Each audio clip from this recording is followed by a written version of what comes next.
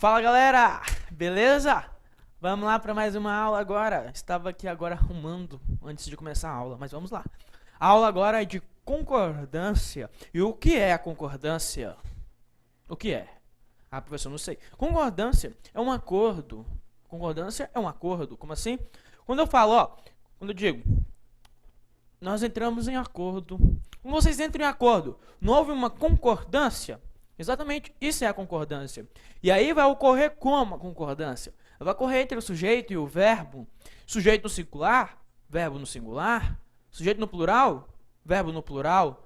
É o que acontece, é a concordância. Beleza. Aí, veja comigo. Apagando aqui. E você observa o exemplo. O professor explicou o conteúdo. Quem é que explicou o conteúdo? O professor. É o nosso sujeito. Lembra lá da aula de sujeito? Quando falamos dos tipos de sujeitos? Pois é. Você precisa disso agora. Olhe para o sujeito. É um núcleo só.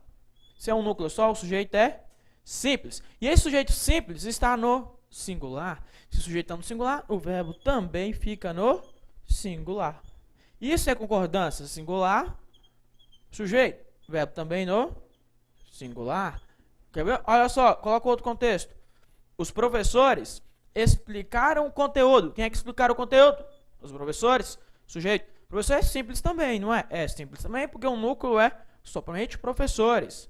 Legal. Quem é que explicaram o conteúdo? Os professores. Tá? E explicar é o verbo. Só que aí você observa bem que agora o seu sujeito está no plural. Sujeito no plural.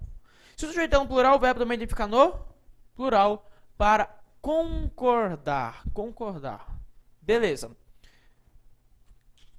Tranquilo até aqui? Tranquilo. Viu lá, né? Sujeito singular, verbo no singular. Sujeito no plural, verbo no plural. Vem comigo. Vem comigo, minha aluna. Vem aqui a questão. Questão do TCU. Tribunal de Contas da União. Trouxe só o contexto para você. Vem ocorrendo a transformação. Joga na tela, por favor. Vem ocorrendo a transformação da sociedade e a consolidação de valores. Vem para cá.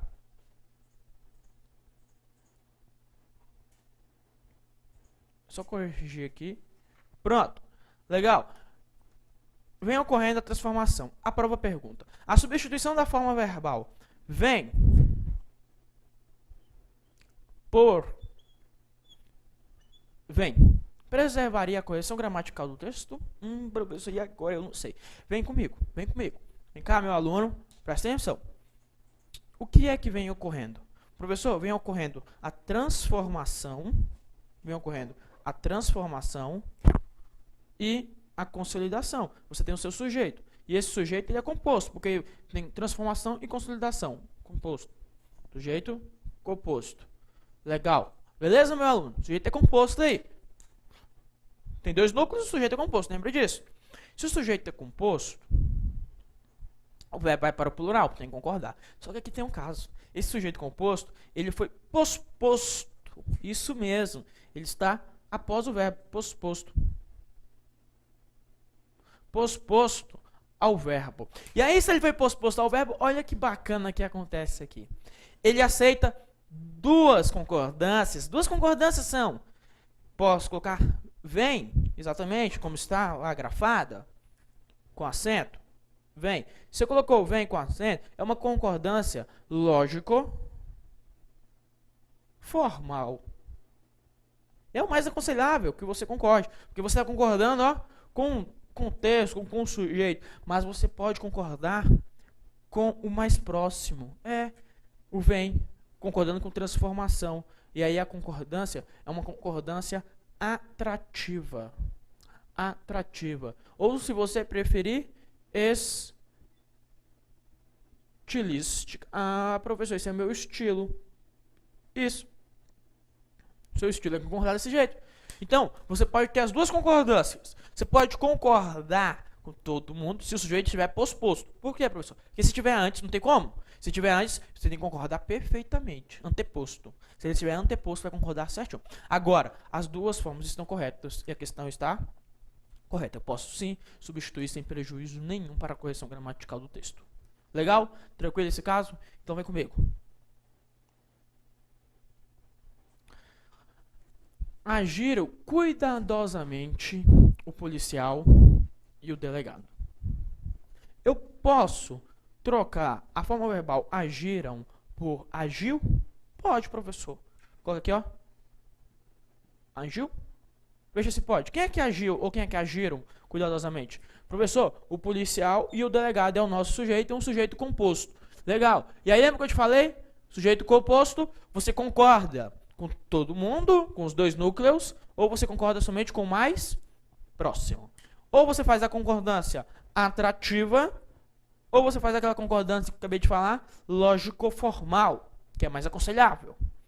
Tranquilo? Então as duas formas estão certas. Agiu cuidadosamente o policial e o ladrão, o delegado, ou agiram.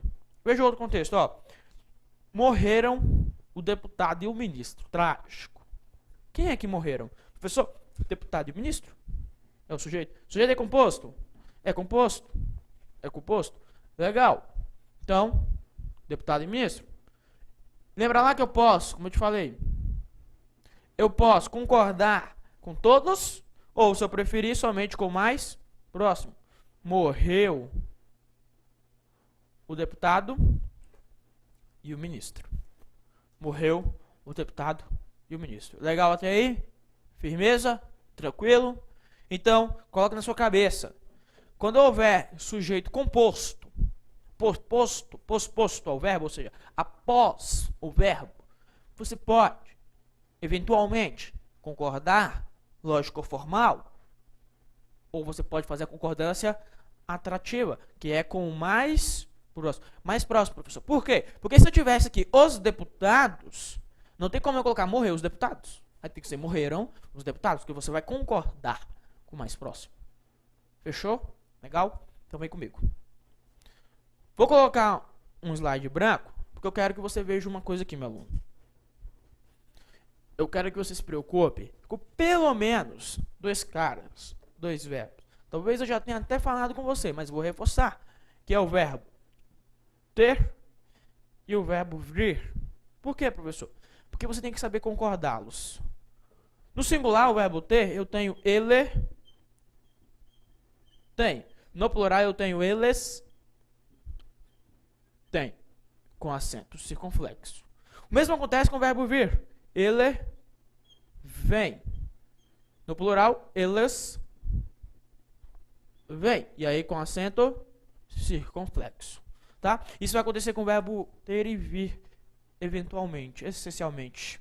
Tá? Se preocupe com eles, porque eles costumam cair em prova. Prova diz lá, assinale a alternativa em que há erro de concordância. E coloca 3, 4, 5 alternativas e retira um acento desse. Dá uma raiva, não dá? Pois é. Então, não vai perder uma questão por isso. Vamos comigo lá. Vem cá, meu aluno. Agora, além desses casos que nós vimos, sujeito anteposto, sujeito posposto, nós temos sujeitos construídos com os termos. Agora, você vai ter que ver vários casos, vários termos. Na letra A, você tem um e outro, ou, no outro contexto, nenhum, nem outro. Como assim, professor? Olha só. Um e outro fez a lição. Só que nesse caso, como você observou bem, o sujeito é um e outro. Você pode concordar no singular ou você pode ir para o plural. Isso mesmo. Ou no singular ou no plural. Já no caso, um ou outro, ó, um ou outro fez a lição. Um ou outro é sujeito, certo? Nesse caso, você tem que deixar somente no singular. Olha lá, o ou me ajuda, né? É um ou outro fez a lição. Aqui um e outro. As duas formas ele aceita. Tanto singular quanto plural. Aqui é somente singular. Beleza? Então vem comigo, meu aluno. Letra C. A expressões partitivas seguidas de nome no plural. Aquelas expressões que indicam parte. Quando está com o nome no plural, olha o que acontece. A maior parte das pessoas foi ao evento. A pessoa mais fica feio. Quem é que foi ao evento? A maior parte das pessoas. Tá? Não interessa se fica feio ou não. Presta atenção, meu amigo. Presta atenção. Quando eu tiver aqui, ó, a maior parte, a maioria de... essas expressões que indicam parte, partitiva, partição. O que acontece? Você pode concordar com a expressão, que foi o caso, foi, ou você pode concordar, se o nome estiver no plural, que tem que estar no plural, né, seguida de plural, você pode concordar com o nome no plural. Foi ou foram ao evento. As duas formas estão certas, meu amigo, tá? A maior parte foi, ou a maior parte das pessoas foram. Agora, em coletivos no geral, o cardume nadou o rio acima. É singular. É singular. Isso é claro, é evidente. Quem é que nadou o rio acima? Professor, o cardume. O sujeito que é um sujeito singular tem que concordar. O sujeito singular, coletivo. Tá? Coletivo. Boiada, cardume, por aí vai. Letra E da escola. Vem cá, meu aluno. Expressões que indicam quantidade aproximada, seguida de numeral. Coloque lá para você enxergar melhor. Coloque na tela, por favor. Expressões que indicam quantidade aproximada seguida de numeral. Então, as expressões que indicam quantidade aproximada seguida de numeral. Olha só. Cerca de 20% do eleitorado compareceu às urnas. Neste caso, você vai concordar, olha aqui para mim. Olha para mim. Você não concorda com 20%. Você vai concordar com a parte específica, que nesse caso é eleitorado. Ó, quem compareceu às urnas? O eleitorado.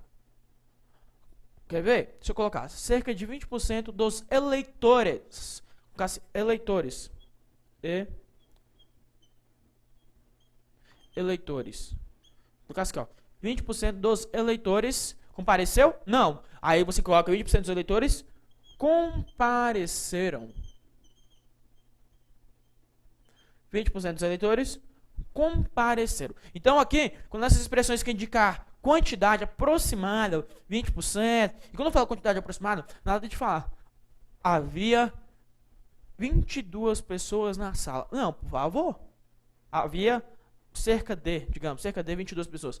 Nada a ver, cerca de. Porque indica aproximação. Então, você vai falar o quê? Números fechados. 20, 25, 30, 35, 40, tá? Números fechados. Nada de especificar, porque é aproximadamente. Aí você concorda com um termo específico. Eleitorado compareceu. Agora, eleitores compareceram. Você concorda no plural.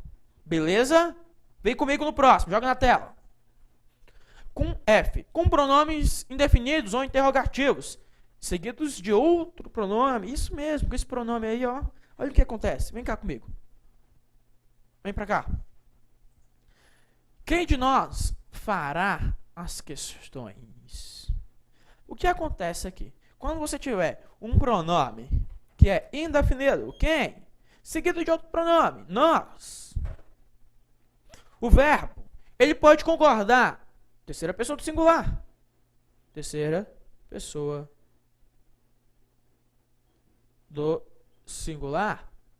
Ou ainda ele pode concordar, neste caso, com o pronome nós. Faremos, ó. Nós faremos. As duas formas estão perfeitas? Perfeitas. Então eu posso concordar. Quem de nós fará? Ou quem de nós faremos as questões? As duas formas estão corretas. Tranquilo até aí? Então vem pra cá, meu aluno. Siga mais. Com a palavra que. Oh, que legal. Pode deixar aqui comigo? Fica aqui comigo. Olha pra mim que eu sou mais bonito. Esse professor se acha, né? É. Tem que ser mesmo. Minha mãe sempre fala que eu sou bonito. Eu acredito. Palavra que. Fui eu que fiz a diferença. Com essa palavra que, você vai concordar. Presta atenção nisso aqui, meu amigo. Presta atenção. Aqui você vai concordar, ó, com o termo anterior ao que? Eu. Se fosse ele, foi ele que fez. Nesse caso, fui eu que fiz. Com a palavra que, você concorda com o termo antecedente. Por que, professor, você está falando isso? Porque olha só, com a palavra quem, fui eu quem fez. Fui eu quem fez. Você concorda, ó, com quem? Terceira pessoa do singular. Ah, professor. Isso mesmo. Percebeu? Então, se é com que, você concorda com o termo antecedente. Com quem? Terceira pessoa do singular. Porque você vai concordar com quem? E não com o termo antecedente. Fui eu quem fez a diferença.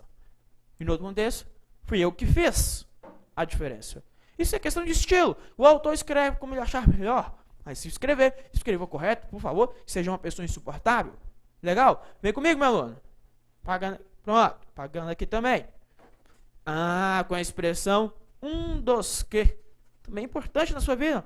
Professor, mas são muitas expressões, né? Isso quer dizer que você vai ter que decorar. Vai ter que estudar. Estuda esse negócio aí porque é importante. Expressão dos que. Ele foi um dos que fez a diferença. Quando eu tiver essa expressão, quem é que fez a diferença?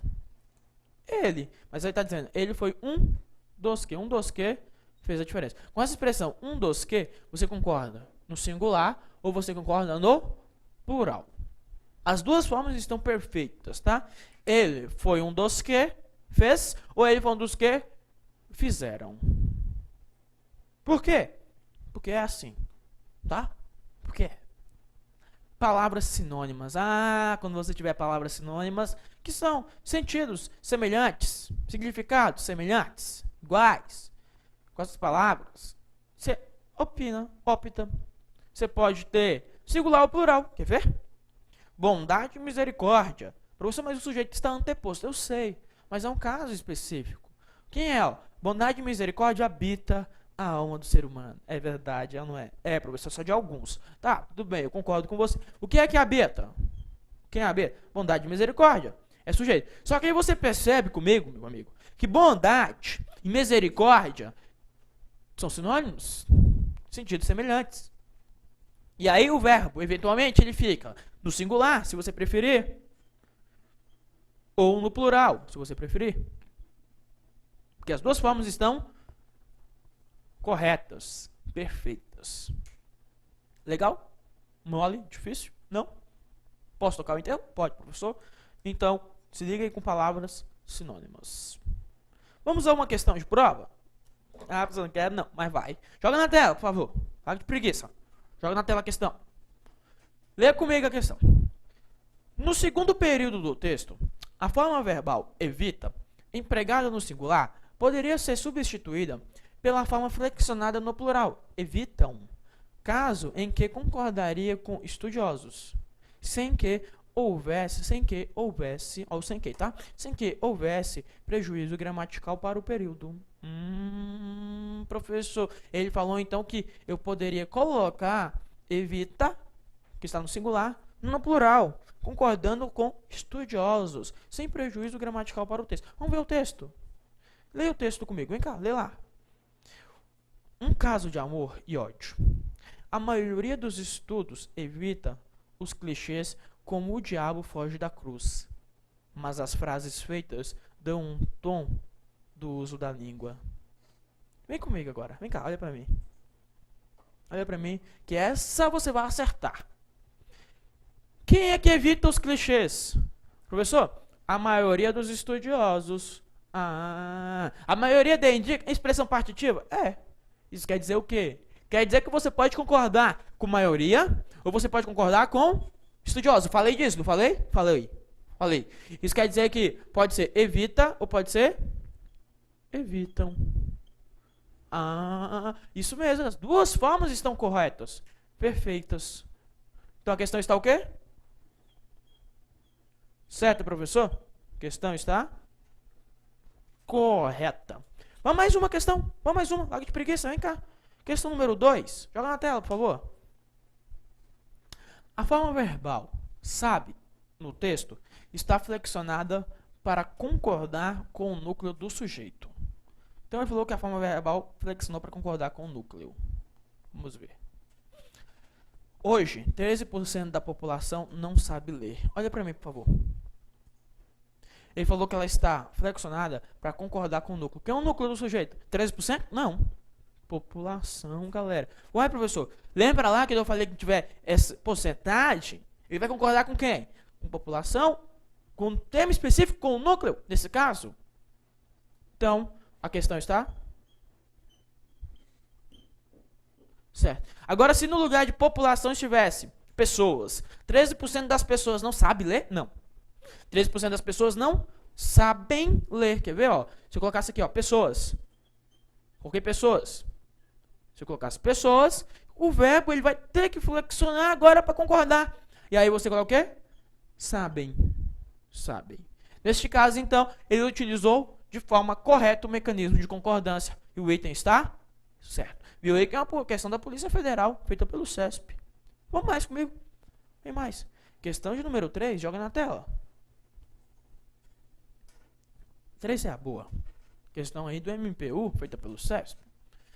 Se o verbo da oração, mas a maioria dos analistas aposta, estivesse flexionado no plural, apostam, o período estaria